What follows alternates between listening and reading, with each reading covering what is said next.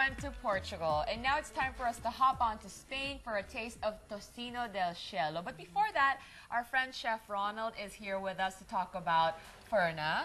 Yep. And today we're talking about vanilla liquid, right? Yep, correct. Actually, this one is we're going to use for our tocino del cielo. Vanilla liquid normally, aside from the vanilla flavor na binibigay nito in our recipe, it also enhances the flavor present dun sa recipe natin as it makes the recipe or the product richer and creamier.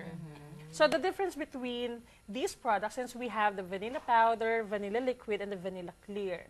Okay. Vanilla powder, normally, ginagamit yun ng mga malalaking industries because they find it very convenient to use. Imagine, for 1/4 teaspoon of vanilla powder is equivalent to 5 teaspoon of vanilla extract. Wow, So, really? 1/4 teaspoon nito, 5 5 teaspoon teaspoon ng nito. vanilla. Ah, okay. And then the difference between the vanilla clear and the vanilla liquid, definitely, as you can see here, vanilla liquid is clear. So it won't alter the color of You mean your vanilla guest. clear is clear? Yes. Vanilla liquid is brown. Yes. On. So that's why we use this for example, chocolate cake, mocha Yes, cake. oo. But this one, if we want not to alter the color of our recipe, we're using the vanilla Yes. clear. Like, kunyari, butter icing. Or royal, mga icing na, kunyari, butter icing Butter na. icing, royal Oo, icing. oo. But the intensity of the flavor for the vanilla liquid and the vanilla clear is the same. I have to say, though, that the coolest thing is how you have your cap measure exactly one 1 teaspoon teaspoon. of your product. Correct. Oo, Or so 5 neat. ml. I love that. May I 5 love that. ml pa. Oo. You know, that's why, talaga naman, you know, these products are always in the baker's kitchen.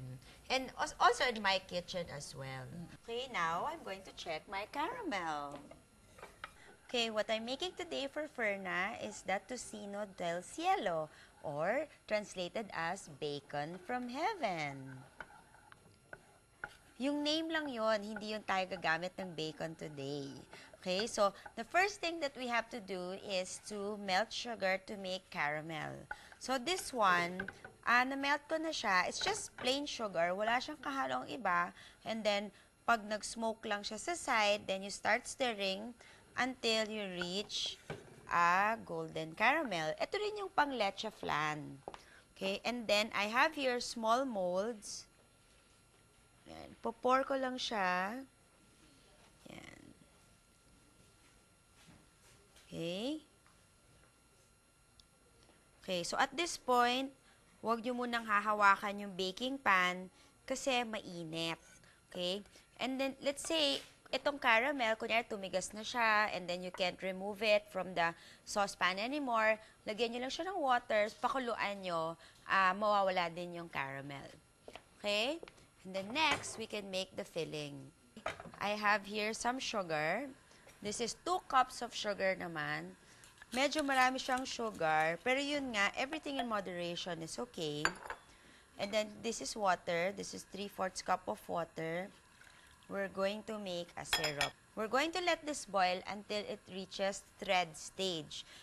If you have a thermometer, thread stage is at 230 degrees Fahrenheit. But if hindi naman, actually, pag naging thick siya, tapos makita mo, nagsispin na siya ng thread, yun ang thread stage. Okay, and then I have here 18 egg yolks, and this is butter. This is 1/3 cup of butter. And of course, this is the Furna Vanilla Clear. I'm going to use the Furna Vanilla Clear today because I want my color, my tocino del cielo, to maintain the yellow color, yung talagang bright yellow. Okay, but then, for other uses, meron din yung Furna Vanilla Liquid, yun yung brown color. And of course, as per Ronald, kaya nga siya ang ating Furna expert, yung vanilla powder is mostly used for commercial businesses kasi nga yung mas madali siyang gamitin sa mga larger quantities. So, now that it's thread-like, we will add the rest of the ingredients in this order. So, first we add the butter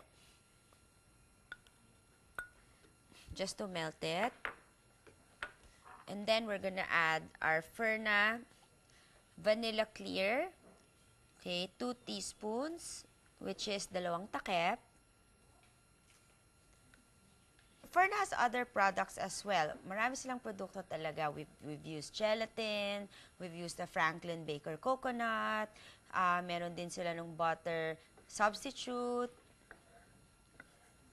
baking powder, baking soda. Actually, Fern is a friend talaga ng baker. Talagang ang focus nila mga baker, dalang mga binibenta nilang mga items ay para sa atin. So yan, melted na siya.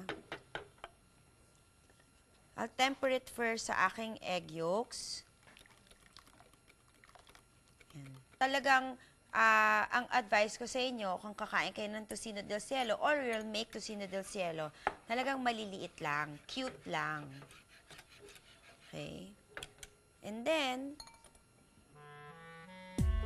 just put it in a measuring cup with a spout para mabilis ma-pour. Just pour your filling. Even up to the brim, okay. Yan.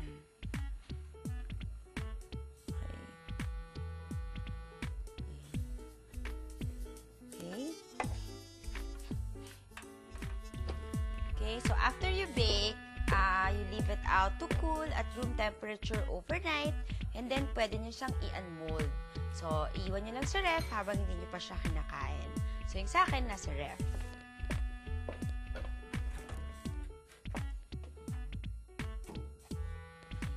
So, I'm going to share my tocino del cielo with Sam and Ronald.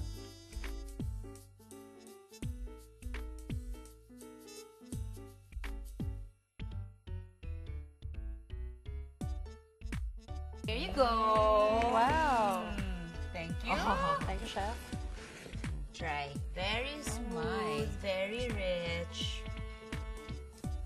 They look like egg yolks. Cute, diba? Oo.